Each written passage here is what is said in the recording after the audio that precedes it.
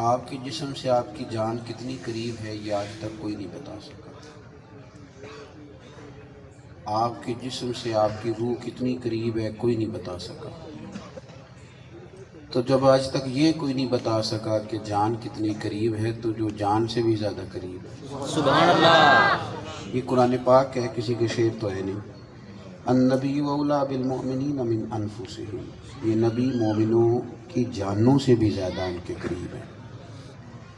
اور اولیٰ کا ایک معنی اعلیٰ حضرت بریلوی رحمۃ اللہ علیہ نے مالک کے بھی کیے ہیں کہ یہ محبوب تم اپنی جانوں کے مالک نہیں، میرے محبوب تمہاری جانوں کے مالک۔ سبحان اللہ۔ اللہ تبارک و تعالیٰ نے حضور علیہ السلام کے ساتھ ہمارا جو رشتہ بیان کیا ہے وہ یہ ہے کہ حضور مالک ہیں تمہاری جانوں کے، تم خود مالک نہیں ہو۔ تمہاری جان سے زیادہ قریب جو محبوب ہیں وہ مالک ہیں۔ دین کی بہت ساری جو تعبیرات اور تشریحات کی جاتی ہیں نا، ان میں سے جو سب سے اہم تشریح ہے وہ ہے حقوق۔ دین حقوق کی بات کرتا ہے، حقوق اللہ بھی ہیں، حقوق العباد بھی ہیں۔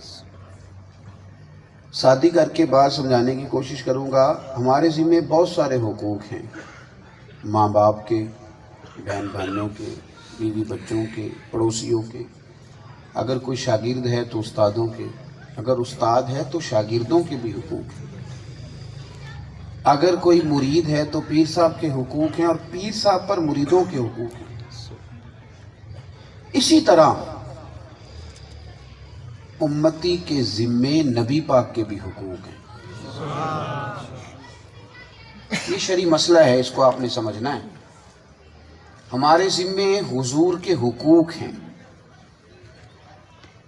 ہمارے بزرگوں نے نبی پاک علیہ السلام کے حقوق پر پوری پوری کتابیں لکھی ہیں۔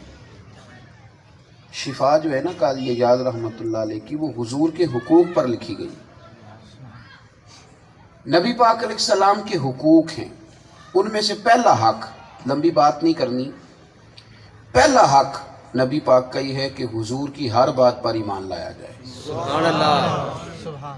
اس میں لیت و لعلہ نہ کی جائے، آگے پیچھے نہ کیا جائے، آہستہ آہستہ کر کے کروں گا یہ نہ کہا جائے۔ ہر بات پر پورا ایمان، یعنی ٹھیک ہے ہی وہ جو مدینے والے حبیب نے فرما دیا ہے، سبحان اللہ۔ اس کو دل سے جان سے قبول کیا جائے، انشراح صدر ہو جائے، یعنی دل سے آواز نکلے کہ ٹھیک وہ ہے جو حضور کہتے ہیں۔ میں نے ایک دفعہ کہا تھا، پھر کہتا ہوں، ہم کہتے ہیں ملک میں دین نافذ ہونا چاہیے، میں کہتا ہوں کہ پہلے اپنے آپ سے سارے پوچھ لیں کہ سب کا دل یہی کرتا ہے۔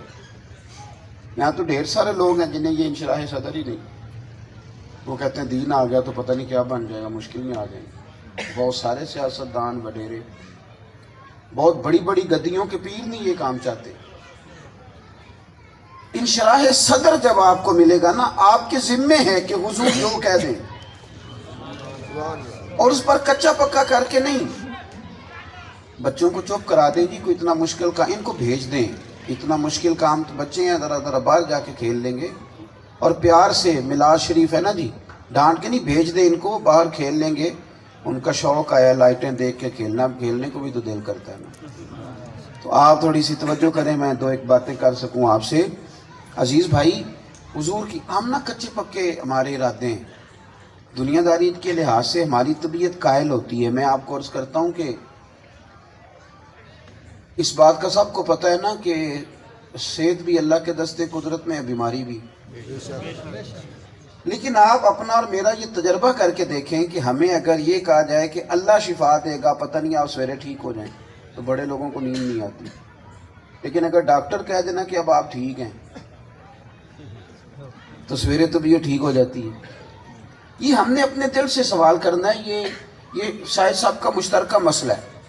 جب یہ انشراح صدر مل جاتا ہے نا کہ میرے لیے وہ ٹھیک ہے جو نبی پاک نے فرمایا ہے، پھر کوئی چیز رکاوٹ نہیں بنتی، اور اس پر یقین کامل ہو، کچا پکا نہ ہو، نہیں ہوگا، پتہ نہیں ہوگا، یہ ہو سکتا ہے کہ نہیں۔ میں نا کیونکہ مدرسے میں میرے پاس بچے ہیں تو میں بچوں سے ایک بات کرتا رہتا ہوں، میں کہتا ہوں بھیک مانگنے کی کیا ضرورت ہے قوم سے کہ مولویوں کی عزت کرو، نہ کرے، یہ کوئی بھیک مانگنے والا کام ہے کہ آپ مہربانی کریں جی علماء کی عزت کریں، کوئی ضرورت نہیں ہے اس کی۔ کیوں؟ اس لیے کہ تم یہ یقین کیوں نہیں حاصل کرتے کہ رسول کریم نے فرمایا ہے کہ تم لوگوں کے پھولوں کی طرف کیوں دیکھتے ہو، جب حضور نے یہ فرمایا ہے کہ دین کا طالب علم پہلے دن نکلتا ہے تو رب کے فرشتے پیروں کے نیچے پر بچھا دیتے ہیں۔ سبحان اللہ، مجھے یہ قدر ہے کہ لوگ پتیاں پھینک رہے ہیں، تو اس بات کی کیوں قدر نہیں کہ فرشتے پر بچھا رہے ہیں؟ اس لیے کہ یقین جو حضور کہہ دیں اسے پورا مانا جائے، اس میں کمی بیشی نہ کی جائے، یقین کامل کی دولت۔ حضرت مولا علی شیر خدا کرم اللہ تعالی وجہ الکریم بڑے شدید بیمار ہو گئے، مسند احمد میں موجود ہے، شدید بیمار ہو گئے۔ ایک صحابی تیمارداری کے لیے گئے تو کہنے لگے علی آپ کا چہرہ دیکھ کے میں تو پریشان ہو گیا ہوں، اتنے کمزور ہو گئے آپ، دست آتے تھے تو طبیعت میں بظاہر نکاہت آگے بڑھی، آپ تو بڑے کمزور ہو گئے، تو مجھے تو کچھ اور چیزیں نظر آ رہی ہیں۔ تو حضرت علی بیماری میں چارپائی پہ لیٹیں، ہنسنے لگے، فرمانے لگے مجھے کچھ بھی نہیں ہوگا، بیماری میرا کچھ بھی نہیں بگاڑ سکتی۔ کہا کیوں؟ فرمانے لگے مجھے نبی کریم علیہ السلام نے فرمایا تھا کہ علی تیری داڑھی خون سے سرخ ہوگی پھر تو دنیا سے جائے گا، اس کا مطلب ہے بیماری نہیں مجھے مارے گی، میں میدان میں نکلوں گا، مجھ پر کوئی خنجر چلائے گا، کوئی سرے بازار حملہ کرے گا، ساڑھے نبی دی زبان ساڑھے واسطے قرآن حضور نے فرمایا تھا، حضور نے۔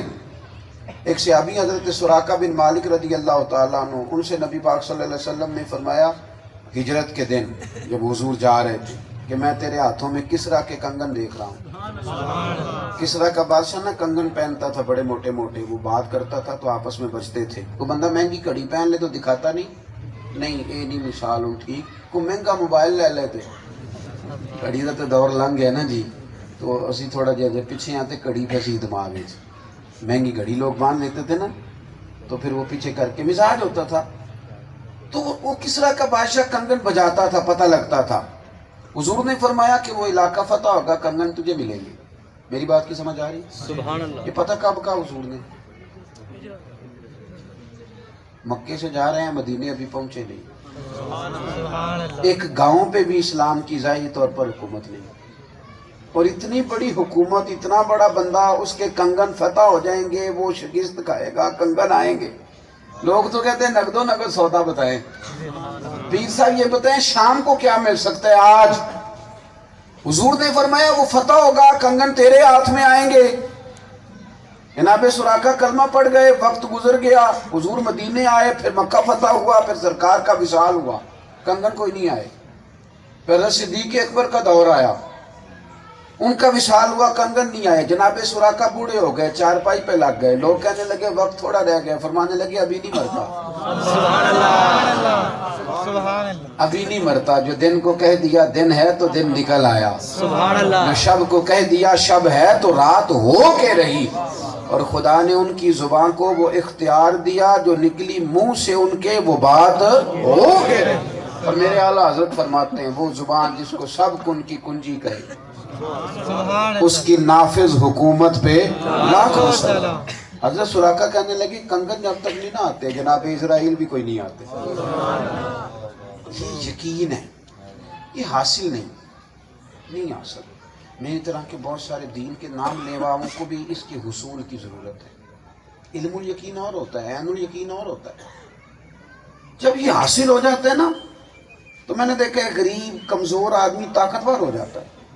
یقین کی دولت حسن ہے، حضور کی ہر بات پر۔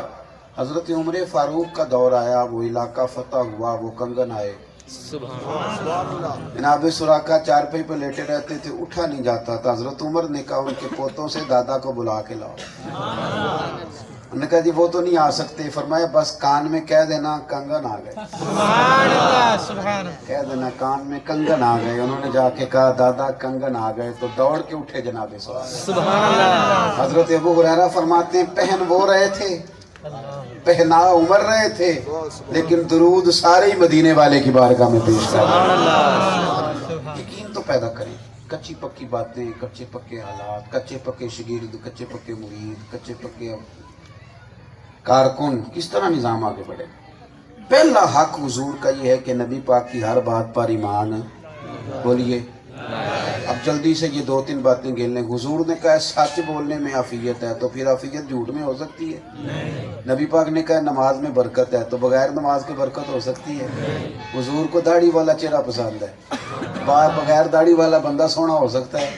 ناراض ہو گیا بھیا. حضور کی ہر بات پہ ایمان لانا ہے، یہ طے ہے. میں اکثر کہتا ہوں کہ بڑے لوگ نا حضور کے حسن کی تعریف کرتے ہیں نا. سبحان اللہ. کہتے ہیں سب سے زیادہ سونا چہرہ کس کا ہے؟ تو وہ تو داڑھی والا ہے. آپ بغیر داڑھی کے کیسے سونے ہو گئے؟ اس لیے بات، داڑھی والا بندہ کبھی سونا لگ بھی رہا ہو تو لوگ یہ نہیں کہتے سونا لگ رہا ہے، اس کی تعریف ہی بدل جاتی ہے. داڑھی کے بغیر کوئی بچہ سونا لگے تو لوگ کہتے ہیں سونا لگ رہا ہے، اور داڑھی والا سونا لگے تو یہ نہیں کہتے سونا لگ رہا ہے، کہتے ہیں کتنا نورانی چہرہ ہے. یعنی تعریف کے جملے ہی بالکل اور ہو گئے. معزز لفظ اس کے لیے کہے گا، اعزاز والا، کتنا، یعنی بات ہی بدل گئی، چہرہ کتنا نورانی. ایک تو ایمان لانا، دوسرا حضور علیہ السلام کی تعظیم کرنی، توقیر کرنی. لا ترفعوا اصواتکم فوق صوت النبی. اللہ فرماتا ہے میرے نبی کی آواز سے تمہاری آواز اونچی. حضور کی تعظیم کریں، دل میں توقیر پیدا کریں، نبی پاک کا اکرام. ہماری جماعت ادب والوں کی جماعت ہے، لیکن یہ بھی بڑے بے پاک ہو گئے، بڑے بے پاک. ہمارا نقیب محفل کبھی بھاگ کے ادھر جاتا ہے، کبھی بھاگ کے ادھر آتا ہے. ہمارا نعت خواں 4-5 اس کے ساتھ بچے جمہورے ہوتے ہیں. کیا ادھم ہے، پیسے پھینکنے والوں کا اپنا ایک ذوق ہے. جس نے 4 پیسے زیادہ دیے وہ بیٹھا بھی اسٹیج پہ، اس کا نام بھی اشتہار پہ، کہانیاں. یہ ادب کے طریقے ہیں؟ کیا آپ نعت پڑھ رہے ہیں؟ حضور کی تعریف ہو رہی ہے اور چھنکار نوٹوں کی آ رہی ہے اور جا رہی ہے، یہ ادب ہے؟ اور جن نے 4 پیسے زیادہ دے دیے اس کو کہا کہ چل سب شیر تمہاری نظر دے. اور وہ بھی ڈرے، وہ شخص بھی ڈرے کہ جو چودھری بندہ دیکھ کے تو کہتا ہے یہ عاشق رسول ہے. جڑا فجر لے بانگ دیندے تہاڈی مسیتے مفت آ کے وہ نہیں عاشق رسول. اس کو بھی کسی وقت کسی جگہ اشتہار پہ نام دے دیا کرو، حالانکہ سویرے آتا ہے مسجد کھولتا ہے. حضور علیہ السلام کی تعظیم، توقیر، ادب. کچھ چیزیں ایسی ہیں جن پر آج لوگ بڑے پریشان ہوتے ہیں. مجھ سے ایک ہمارے سنگی ہیں، وہ ڈاکٹر ہیں اور ان کی گھر والی لیکچرار ہیں. مجھ سے کہنے لگے مولانا میں نے سنا ہے، ایک مولانا نے تقریر میں یہ کہا ہے کہ حضور لعاب نکالتے تھے نا منہ سے، تھوک مبارک تو صحابہ چہروں پہ مل لیتے تھے. سبحان اللہ. اور یہ صحیح بخاری میں موجود ہے. عروہ بن مسعود ثقفی کی روایت ہے. وہ سفیر بن کے آئے تھے کافروں کے، تو واپس جا کے کہنے لگے اس قوم سے ہم کیسے لڑ سکتے ہیں جو حضور کے وضو کا پانی زمین پہ نہیں گرنے دیتے. وہ تو لڑ پڑتے ہیں ایک دوسرے سے کہ قطرہ مجھے کیوں نہیں ملا. تو وہ کہنے لگے یہ کس طرح ہوتا تھا؟ میں نے ان سے کہا کہ یہ ہو جاتا ہے. کہنے لگے سمجھ نہیں آتی. میں نے کہا آ جاتی ہے، آپ کو کیسے نہیں آتی؟ جب تک بچی کی شادی نہ کریں، پڑھی لکھی ہو، امیر گھر کی بیٹی ہو، شادی نہ کریں تو کسی کے گھر جائے نا تو ان کا بچہ کیا کر دے نا، الٹی کر دے تو وہ بھی الٹیاں شروع کر دیتی ہے. دیکھو کتنے گندے ہیں، بچے نے الٹی کر دی. کرتی ہے کہ نہیں؟ پھر اس کی اپنی شادی ہو جاتی ہے، اس کا اپنا بیٹا ہوتا ہے، وہ اماں کی گود میں الٹی کرتا ہے، پھر بھی الٹی کرتی ہے. ہوندے نہیں تسی ہوں کیوں نہیں سوندی؟ بولو اپنا بیٹا ہے. اب بیٹا اپنا وہ بچہ کسی اور کا بچہ الٹی دور بھی کرے تو اس سے بندے کو گھن آتی ہے، اور اپنا اوپر بھی کر دینا. میرے بھائی کے بیٹے نے پیشاب کر دیا تو میں ناراض ہو گیا. نماز پڑھنی ہوتی ہے، دیکھیں ہم 4 پہ پیشاب کیا ہوا تھا، مجھے بتایا ہی نہیں. تو میری اماں جی فرمان لگے کھلو جا پتر 4 دن، یہ پتہ چل جائے گا کہ بچے پیشاب کس طرح کرتے ہیں، سمجھ آ جائے گی. وہ آ گئی سمجھ. ایک دن میں نے یہاں بیٹا بٹھایا، اس نے یہاں کیا پیشاب، بڑے والے نے. تو میں کسی سوچ میں پڑ گیا، بلکہ رو ہی پڑا. تو گھر والے پوچھنے لگے کیا ہوا؟ میں کہ کسی دی گالی یاد آ گئی. یہ کیا کر رہے؟ کب کر رہے ہیں؟ جب کسی کا بچہ ہے، اور جب بچہ اپنا ہے پھر یہ مسئلہ. اور میں نے کہا جب تک حضور سے پیار نہ ہو پھر کہانیاں ہیں. جب پیار ہو جائے تو لعاب دہن باہر نکلتا تھا تو حضرت ابو بکر جیسے لوگ چہرے پہ مل لیتے تھے، مولا علی جیسے لوگ چہرے پہ. حضور کی تعظیم کریں، توقیر کریں، ہر چیز سے بڑھ کر نام لیں محبوب کا تو ادب آداب کے ساتھ. اور تیسری بات نبی پاک صلی اللہ تعالی علیہ وسلم کی اتباع کریں. حضور دنیا میں پیروی کرانے کے لیے آئے، کسی اور کے پیچھے نہ چلیں. حضور نے نا ہر چیز ہمیں بتائی ہے. یہ بھی بتایا ہے کہ بالوں میں مانگ کیسے نکالنی ہے، یہ بھی بتایا ہے کہ تم نے فقیری کیسے کرنی ہے، یہ بھی بتایا ہے حکومت کیسے کرنی ہے. سبحان اللہ. ادھر ادھر نہ بھاگتے پھرو. اپنا فریزر سالن سے بھرا ہو تو کسی سے مانگتا بندہ برا لگتا ہے. دائیں بائیں جانے کی ضرورت کیا ہے؟ خدا کے بندوں، حضور کی پیروی، نقش قدم چلنا نبی پاک کی اتباع، یہ حضور کا حق ہے. ہم کیوں کسی اور کے طریقے پہ چلیں؟ ہم حضور کے طریقے پہ چلیں گے. ہم نبی پاک کی طرح کا لباس پہنیں گے، حضور کی طرح کی دستار باندھیں گے. نبی پاک نے جو انداز بتایا اس انداز میں کھانے کھائیں گے. حضور کے نقش قدم. حضرت انس بن مالک فرماتے ہیں مجھے کوئی اتنے کدو پسند نہیں تھے. حضور کا غلام تھا، وہ درزی تھا. سبحان اللہ. اس نے کہا حضور میں نے روٹی پکانی ہے، تو فرمایا آ جائیں گے. سرکار تشریف لے گئے تو کہتے ہیں کدو گوشت پکا ہوا تھا. گوشت کھانا بھی سنت ہے، بلکہ سید الطعام کہا گیا اس کو. کہتے ہیں اس دن میں نے دیکھا کہ نبی پاک علیہ السلام نا گوشت کے ٹکڑے سائڈ پہ کرتے جاتے، کدو شریف نکال کے کھاتے جاتے. فرماتے ہیں پہلے تو پیار نہیں تھا، اب کدو بھی ہمارا پیارا ہو گیا. سبحان اللہ. کیونکہ رنگے چمن پسند نہ پھولوں کی بو پسند، ہم کو ہے وہ پسند جسے آئے تو پسند. اس دن سے کدو پسند ہے، ختم ہوگی بات. آپ اپنی چاہتے ہی وہ بنا لیں جو چاہتے نبی پاک کی. سبحان اللہ. آپ اپنی چاہتے ہی. ایک میں نے خاص بات کرنی ہے، میرا دل کر رہا ہے کر دیتا ہوں، اور اس کو میں کھول کے نہیں بیان کروں گا، کہہ دوں گا بس جلدی سے گزر جاؤں گا. حضرت خدیجہ الکبریٰ ملکہ تھی. پھر ان کو پتہ چلا کہ حضور کو تو فقیری پسند ہے. سارا مال خیرات کر کے نا انہوں نے پیبند لگے کپڑے پہنے. حضرت صدیق اکبر بڑے مالدار تھے. پھر سمجھ آئی کہ سونے کو فقیری پسند ہے تو وہ ٹاٹ کا لباس پہن کے بھی آ گئے. سبحان اللہ.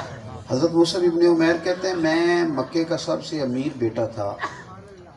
میری اماں ہر مہینے جوڑا خرید کے دیتی تھی. سواری گھوڑا میری طرح کا کسی کا نہیں تھا. پھر میں کلمہ پڑھ گیا، پھر میں مدینے آیا، ہجرت کی. مشکات میں حضرت علی کی روایت موجود ہے. فرماتے ہیں مصعب ابن عمیر مسجد میں میں حضور کے پاس بیٹھا تھا تو کسی کام آئے جناب مصعب ابن، مجھے اس صحابی سے بڑا پیار ہے. سبحان اللہ. کیا شان ہے ان کی. کہتے ہیں تشریف لائے تو آج ان کے سر پہ پھٹی ہوئی ٹوپی تھی، ٹاٹ کا لباس تھا، پیروں میں جوتا کوئی نہیں تھا. کسی کام آئے، کام کر کے چل دیے تو نبی کریم علیہ السلام رو پڑے. یا رسول اللہ آپ کو کیا ہوا؟ فرمایا علی تم نے مصعب کا حال دیکھا ہے، کتنا امیر تھا اور آج اس کا کیا حال ہو گیا. جناب مصعب ابن عمیر کو پتہ چلا تو کہنے لگے سونے ابھی تو میں دنیا پہ آیا ہوں. یہی تو رنگ ہے. اگر فقیری کی سمجھ آئی نا فقر کی، ان لوگوں نے وہ اختیار کر لیا. انہوں نے اپنی ترجیح حضور کی اتباع کو بنایا، نبی پاک علیہ السلام کی پیروی کو ترجیح بنا. ہم کیا کر رہے ہیں؟ جو ڈیزائن رات کو لوگ دیکھتے ہیں، اچھا اذان ہو رہی ہے. نبی پاک صلی اللہ علیہ وسلم، اگر آپ دنیا کی فیشن میں الجھیں گے نا تو وہ تو روز بدل جاتا ہے. ہمارے کپڑے کبھی پرانے ہوتے تھے، اب ان کے ڈیزائن بدلتے. اگر آپ دنیا کے پیچھے بھاگیں گے نا، جن لوگوں کو عادت ہو جاتی ہے نا اپنے آپ کو سجانے کی، سنوارنے کی، وہ سارا بھی سنوار لینا تو مطمئن نہیں ہوتے. سادہ زندگی، سادہ طرز حیات آسان ہوتی ہے، بندہ مطمئن رہتا ہے. جب وہ اس چکر میں پڑ جاتا ہے نا میں کچھ بھلا لگوں دوسروں سے تو الجھ جاتا ہے. حضور کی جو اتباع ہے، نبی پاک کی جو پیروی ہے، وہ بندے کو آسان کر دیتی ہے اس کے لیے جینا. حضور کی غذا بھی سادہ، لباس مبارک بھی سادہ، حضور کی نشست اور برخاست بھی سادہ. مجھے آپ نے صوفے پہ بٹھایا، میرے آنے پر اعلان ہوئے، آنے سے پہلے تصویریں آپ تک پہنچ گئیں. نبی پاک صلی اللہ علیہ وسلم کے بارے میں عجیب سیرت میں عنوان موجود ہے. کبھی کبھی میری طرح کے لوگ اپنے اوپر بہت افسوس کرتے ہیں. صحابہ فرماتے ہیں اگر کوئی باہر سے شخص آتا تھا نا، اس نے حضور کو دیکھا نہیں ہوتا تھا. हुजूर इस तरह घुल मिल के गुलामों के बीच बैठे होते थे कि उसे पूछना पड़ता था नबी पाक का। पीर साहब तो पिछले वाले कमरे में छुप के बैठे होते हैं, वो तो कोशिश करते हैं कि किसी से ज़्यादा खुल के बात भी ना करें ताकि वो रोब कायम रहे। हुजूर का ये तरीका नहीं था। सरवरे कायनात लोगों के बीच बैठते, आसान जिंदगी।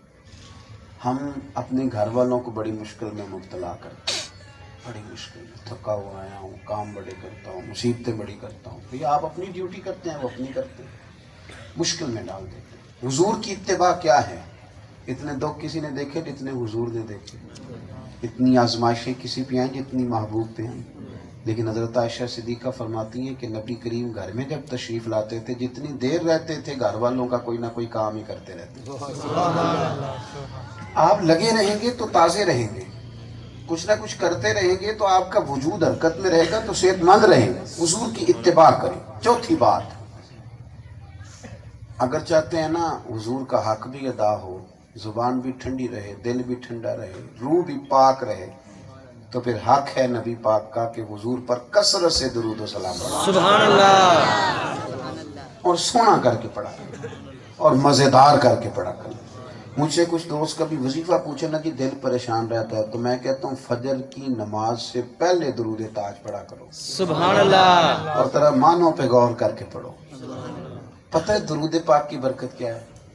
जो एक बार पढ़े 10 रहमतें, और जो 2 बार पढ़े। आपने रहमत, अल्लाह की रहमत को क्या समझा है? दरवेश कहते हैं कि जे एक कतरा बख्शे मैनू कितनी रहमत है, जिन्हों 10 कठियां लबन ओदा कोई काम अड़दा है? जे एक कतरा बख्शे मैनू ते काम बन जाता ही। तो हुजूर ने फरमाया तू एक बार पढ़ 10 रहमत, और तू 10 बार पढ़ 100 रहमत, सुभान अल्लाह, और फरमाया तू 100 बार पढ़, अल्लाह क़यामत के दिन तेरी पेशानी पे लिख देगा ये बंदा मुनाफकत से भी बरी है, जहन्नम की आग से भी बरी। सुभान अल्लाह। लेकिन अब वो ज़ौक़ नहीं दुरूद शरीफ का। मैं आपको बड़ी जिम्मेदारी से कह रहा हूँ, अब मस्जिद के हुजरे में मीटिंग होती है ना दीनदार लोगों की, इल्ला माशाल्लाह नेक लोगों की बात नहीं करता, अपने जैसों की। उनसे कह तबसरे करो कौन कौन सा मौलवी आजकल गलत है, तो 5 घंटे करा लें। उनसे कहो जनाब आपने कहानी सुनानी है कि कौन सा निज़ाम किस तरह चल रहा है, कितने नात खान खराब हो गए, जितनी मर्जी सुन लें। उन्हीं बंदों में से जो मस्जिद के हुजरे में बैठे हैं तस्बीह दे के कहें सिर्फ 500 बार दुरूद शरीफ पढ़ो, आधों को काम याद आ जाता है और आधों को नींद आ जाती है। इल्ला माशाल्लाह थोड़े से बचते हैं। दुरूद शरीफ तो मुसलमान का ज़ौक़ है। अगर दुरूद शरीफ से तबीयत लग जाए ना, मेरा तजर्बा ही, मैं दोस्तों से कहा करता हूँ तस्बीह हाथ में रख लो, तस्बीह हो तो चलती भी रहती है, इसको रख लो। दुरूद शरीफ पता है कितनी बड़ी नेमत है। बंदा पढ़ना शुरू कर देना, एक का दिन ना पढ़े तो दुरूद शरीफ गोया खुद कहता है तूने पढ़ा ही नहीं। इससे दिल लग जाता है, जिस तरह बच्चे से आपका किसी प्यारे से दिल लग जाता है ना, प्यारे से दुरूद प्यारा। दुरूद शरीफ शौक से पढ़े, रोज पढ़े, वक्त निकाल के पढ़े, सोने से कबल पढ़े, और आप अपनी दुआएं अगर अल्लाह की हम्द में और दुरूद पाक में लपेटनी शुरू कर दें तो तिरमिज़ी शरीफ में हुजूर ने फरमाया पहले अल्लाह की हम्द कर, फिर मुझ पे दुरूद पढ़, अब तू दुआ मांग, मेरा रब तेरी कबूल फरमाएगा। सुभान अल्लाह। दुरूद शरीफ का ज़ौक़ बनाएं, जितना ज़्यादा पढ़ा जाए, और शौक़ से पढ़ें। हम पता क्या, मैं बड़ी माजरत के साथ रबीउल अव्वल में सबसे ज़्यादा करने का काम दुरूद शरीफ है, लेकिन अब आपको भी पता है कितने लोग पढ़ते हैं, पता मुझे भी है, पता मुझे भी है। वो इश्क सारा इस स्पीकर पे होता है, इस पे सारा इश्क जो है ना पूरे जोश पे, जिन्हें 2 हाथ चुक ले पक्का आशिक है, जेड़ा ऊंची बोल रहा है पक्का आशिक है। टिकटें भी, अब तो मैं तो बुज़दिल आदमी हूँ, तो मैं तो डर रहा होता हूँ कई दफ़ा जब वो टिकट बांट रही होती है ना कि तू जन्नती है जे तू ऊँची नारा मार छड़िया, तो दोनों हाथ खड़े कर लो। तो फिर तो मैं कहता हूँ ना इस तरह करो, अगर उसने ताज़ी सर्जरी कराई है ना, दोनों हाथ खड़े करेगा तो मर जाएगा। गुंजाइश दो आप, मतलब ये संजीदा स्टेज है, संजीदा लोगों का। आपने तकरीर करनी है, बयान करना है, तो उसके लिए तो इस्लाम ने हसीन अंदाज इख्तियार करने को कहा, उदू इला सबील रब्बिका बिल हिकमा, दानाई के साथ। 5वीं और आखिरी बात, نبی پاک کے حق ہے ہم پر کہ ہم نبی پاک کے دین کی مدد کریں. بلغ عنی ولو آیا. حضور نے ہمارے ذمے لگایا تھا کہ تم نے میرا دین پھیلانا. بڑا نعرہ لگاتے ہو نا، تاجدار ختم نبوت زندہ باد. اس نعرے کے بعد آپ کو پتہ ہے ہماری ذمہ داری کتنی بڑھ گئی. اب وہ جو کام بنی اسرائیل کے نبی کرتے تھے وہ اس امت نے کرنے. اور اس طرح کی تبلیغ نہیں کرنی کہ اتنے پیسے رکھو تو پھر میں آؤں گا تو پھر بتاؤ کہ پکاؤ گے کیا، اور پھر یہ بتاؤ کہ باہر جی ٹی روڈ پہ کتنی گاڑیاں لینے آئیں گی. یہ تبلیغ نہیں. نبی کریم کی تبلیغ تو یہ ہے کہ دروازے پہ جا کے دستک دے کے میں اللہ کے رسول ہوں، کلمہ پڑھ جاؤ فلاح پا جاؤ گے. سبحان اللہ. منڈیوں میں جا کے، چوکوں میں جا کے، طائف کے بازار میں، ان کے شہر میں حضور 10 دن رہے پورے. حضور کہتے تھے کلمہ پڑھو. یہاں تو میری طرح کا مولوی بچے پڑھاتا ہے نا، وہ بھی بتاتا ہے کہ نہیں جدوں میں آیا ادو 380 ہو گئے. میں کہ کرما لے کنوں پہ دسنا ہے. حضور نے دساں گے قبر جا کے سونے کچھ کیتا ہے تھوڑا جہا، اگر قبول ہو گیا تو بات بن گئی. بتانے کیا ضرورت ہے، کس کو بتانا ہے، یہ چھوڑ دیں. یعنی محفل کرانے والا بھی کہتا ہے جی وہ اللہ کا شکر ہے جی میری 35ویں سالانہ ہے. تو میں کہتا ہوں کیوں بتاتا ہے تو، چھوڑ اس کو. یہ تیرا اور رسول پاک کا راز ہے، قیامت میں کھلے گا تو مزہ آئے گا. میں ان لوگوں کو مہمان خصوصی محفلوں کا مانتا ہوں جو محفل سے پہلے جھاڑو دے کے دریاں بچھاتے ہیں. سبحان اللہ. وہ خاص میں جو اشتہار لگاتے ہیں. میں تو آگے جا کے جلوس کی قیادت کرتا ہوں، جو جھنڈے لگاتے ہیں، جو صفائیاں کرتے ہیں، جو بازار سجاتے ہیں، جو ڈیوٹیاں کرتے ہیں، وہ خاص مہمان ہیں، وہ نوکری والے لوگ ہیں. خدا کے بندو، اخلاص، دین کی مدد. صبح ہم اٹھے تھے، اگر جس بندے نے 5:30 بجے آنکھ کھولی تھی کہ مجھے فجر پڑھنی ہے، اور پھر اس وقت سے لے کر اب تک ہم اپنے آپ سے سوال پوچھ سکتے ہیں نا، ہم نے دنیا کتنی کمائی ہے اور دین کے لیے کیا کچھ کیا. اپنے دائیں بائیں ارد گرد دیکھو کتنے لوگ ہیں جنہیں سیدھا ناظرہ قرآن پاک نہیں پڑھنا آتا. گھر اجڑ گئے، گھروں کے گھر. ابا جی نے بیٹی کی شادی سے 4 مہینے پہلے فرنیچر کا آرڈر دے دیا. بیٹے کی شادی سے پہلے 4 مہینے زیور کا آرڈر کیا، بہو کو ڈالنا ہے. شیروانی بھی 1.5 ماہ پہلے دے دی سلوانے کو. لیکن انہیں پاکی پلیدی کے، طلاق کے، نکاح کے مسائل نہیں بتائے. وہ شادی کے بعد 2-4 سال کے بعد لڑائی ہوئی. بعض اوقات مسئلہ پوچھنے لوگ آتے ہیں تو دل منہ کو آتا ہے. ایک دن 3-4 سال کا بچہ تھا، مسئلے کا نہیں نا پتا، 3 طلاقیں اکٹھی دینی نہیں چاہیے، پر دے دیں تو ہو جاتی ہیں. کس طرح ہو جاتی ہیں؟ جس طرح قبول نہیں، تینوں اکٹھے ہی ہو جاتے ہیں. یہ بھی رٹا ہے. بھال بندہ کہتے کس طرح؟ میں کیوں اسی طرح جس طرح قبول کٹھے ہو ایسا ہو گئے تھے نا. اسی طرح طلاقیں بھی 3 دیں تو کٹھی ہو جاتی ہیں. لیکن طریقہ کیا ہے؟ 1 طلاق دے دیں، بھیج دیں، پھر 1 ماہ کے بعد دوسری دیں، تاکہ آپ کو گنجائش ملے. 3 کے بعد گنجائش نہیں، سوچنے سمجھنے کا وقت ختم.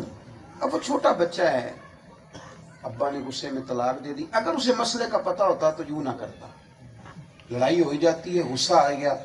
اگر دین کی ہم مدد کرتے، دین سیکھتے سکھاتے، تو وہ مجھے کہنے لگے مسئلہ کیا ہے؟ میں نے کہا مسئلہ تو یہ لکھا ہے علماء نے کہ طلاق ہو گئی. تو وہ چھوٹا بچہ کہتا ہے پیر صاحب اب میری اماں اور ابا الگ الگ رہیں گے. تو اس کا چہرہ دیکھ کے رونا آتا ہے اور غصہ آتا ہے ماں باپ پہ کہ یارو تم نے ہر چیز اتنے مہینے پہلے دے دی، اس کو کوئی 1-2 ہفتے پہلے کسی عالم کے پاس بھی لے جاتے، یہ گھر نہ ٹوٹتا. یہ بیٹیاں باپ کے ہوتے ہوئے یتیموں کی زندگی گزاریں گی کسی کے دروازے. صرف یہ کہ ہم نے دین نہیں سیکھا، صرف یہ کہ ہم نے دین نہیں سکھایا. یہ سٹیج لگتے ہیں مذہبی، بڑا خرچ ہوتا ہے. کاش اسی پہ ہم مسائل بیان کرنے شروع کر دیں. حضور کی سیرت کا ایک باب. لیکن نعروں کی دنیا سے باہر آئیں گے تو کچھ اور ہوگا. خدا را اصل کا سفر کریں، دین کی خدمات کریں. ہر گاؤں دیہات میں اسکول کھول گئے ہیں، پرائیویٹ کھلے ہیں کہ نہیں؟ اس حساب سے مدرسے بھی کھولنے چاہیے تھے کہ نہیں؟ کھلے ہیں پھر نہیں. سوال ہی. اگر کہیں کھلے بھی ہیں تو ان میں مینجمنٹ نہیں ہے، تعلیم و تعلم کا وہ جاندار سلسلہ نہیں ہے جو ہونا چاہیے. آپ کے پاس ایک بہترین جگہ مسجد ہوتی ہے، وہ نماز پڑھ کے بند کرنے کے لیے فجر کے بعد کلاس ہو، زور کے بعد کلاس ہو، کوئی پڑھا رہا ہو. میں نے سیکھ لیا علامہ صاحب سے، اب میں ترجمہ پڑھانے بیٹھ جاؤں. کوئی آدمی تجوید کی بات کر رہا ہو، کوئی مسائل کی بات کر رہا ہو، کسی نے بحر شریعت کھولی ہو، کسی نے فتاوی رضویہ کھولا ہو، کوئی مشکات شریف کے دروس دے رہا ہو، کچھ تو ہر وقت کریں۔ اور میرے رسول پاک علیہ السلام نے اتنا پسند کیا کہ جس سے حضور بڑا راضی ہوتے تھے نا، حضرت عبداللہ ابن عباس نے خدمت کی، پانی رکھا وضو کے لیے، حضور راضی ہو گئے۔ یہ دعا نہیں کی کہ اللہ کروڑوں روپے دے، یہ دعا نہیں کی بادشاہ بنا دے، حضور خوش ہوئے، فرمایا اللہ اسے دین کی سمجھ عطا کر۔ اور اس کا فائدہ کیا ہوا؟ انہیں دین کا شوق لگ گیا۔ وہ کہتا ہے میں نے ایک صحابی کے دروازے جا کے حضور کی حدیثیں یاد کی، دروازے آؤ دین کی کچھ مدد کریں، کچھ ہم دین کے ابلاغ میں خدمت کریں۔ میں منع نہیں کرتا نعت خواں کی خدمت سے، میں نہیں آپ کو روکتا، آپ خطباء واعظین قراء کی خدمت ضرور کریں، لیکن آپ اپنے محلے میں وہ بچہ دیکھیں جو لائق ہے پر غریب کا بیٹا ہے، آپ کہیں میں تیرا خرچ دیتا ہوں، بیٹے تو دین پڑھ، ایک عالم تو دیں دین کو۔ آپ یہ ذوق تو بنائیں، لیکن جو اصل کام ہے اس پر ہماری توجہ نہیں ہے۔ کوئی ایسا بھی آپ شوق پیدا کریں۔ مجھے آ کے اکثر دوست کہتے ہیں ہم نے بزم بنائی ہے، سال کے بعد محفل کرتے ہیں، آپ بھی ہیں، ہم نے بزم بنائی، ہر شہر میں بزمیں بن گئی۔ تو میں کہتا ہوں آپ کی بزم جو بنی ہوئی ہے وہ سویرے ناظرہ کیوں نہیں پڑھاتی، قرآن پاک کیوں نہیں ٹھیک کرتی بزم؟ وہ آپ کی جو بزم ہے وہ ترجمہ تفسیر کی طرف کیوں نہیں جاتی؟ وہ کہے نا ایک مدرسہ کھولے۔ تو ابلاغ کا کام یہ ہمارے ذمے ہے، دین کی ڈیوٹیاں ہمارے ذمے ہیں۔ مسجد نبوی شریف کی جگہ خرید کے ابو بکر صدیق نے دی تھی، اس کی نئی تعمیر دوبارہ حضرت عثمان غنی نے کرائی، اس میں سب سے پہلے فرش حضرت عثمان غنی نے بچھایا، پہلی روشنی حضرت تمیم داری نے کی، تراویح کے موقع پر اس میں اعلیٰ قسم کی روشنی کا بندوبست حضرت عمر نے کیا۔ اور جناب عمر جب یہ بندوبست کر رہے تھے تو مولا علی ہاتھ اٹھا کے کہہ رہے تھے اللہ عمر نے تیرا گھر روشن کیا، اس کے مزار کو روشن کر دیا۔ سبحان اللہ۔ آپ ڈیوٹی کریں۔ ایک حدیث پڑھ کے بات ختم کرتا ہوں۔ ایک بی بی ڈیوٹی کرتی تھی دین کی، بخاری میں موجود ہے، مسجد نبوی میں جھاڑو دیتی تھی۔ سبحان اللہ۔ کیا کرتی تھی؟ بول کے بتانا، ناراض نہ ہو جائیں، بولیں کیا دیتی تھی؟ مسجد میں سب کو مسجد کا صدر بننے کا شوق ہے، جھاڑو دینے کا شوق کیوں نہیں؟ جھاڑو کا بھی تو شوق، اور بخاری میں موجود ہے وہ جھاڑو دیتی تھی تو بیمار ہو گئی، حضور تیمارداری کرنے گئے، فرمایا انتقال ہو جائے تو مجھے خبر کرنا۔ ٹھنڈ بھی تھی، رات بھی تھی، صحابہ کہتے ہیں حضور کا حکم بھی ہے کہ جلدی دفن کر دو، ہم نے تکلیف دینا مناسب نہ جانا، رات کو تدفین کر دی، سویرے حضور آئے، مجھے بتایا کیوں نہیں؟ یہ تعلیم امت کے لیے ہے، ورنہ وہ تو فرش پہ بیٹھ کے عرشوں کی خبریں دیتے ہیں، یہ بھی تعلیم امت کے لیے، خبر کیوں نہیں دی؟ یا رسول اللہ رات تھی، حضور نے فرمایا بتاؤ مجھے اس کی قبر کہاں؟ کوئی بات پیچھے رہ گئی جس کی قبر پہ حضور آ جائیں، قبر پہ حضور ہی آ جائیں۔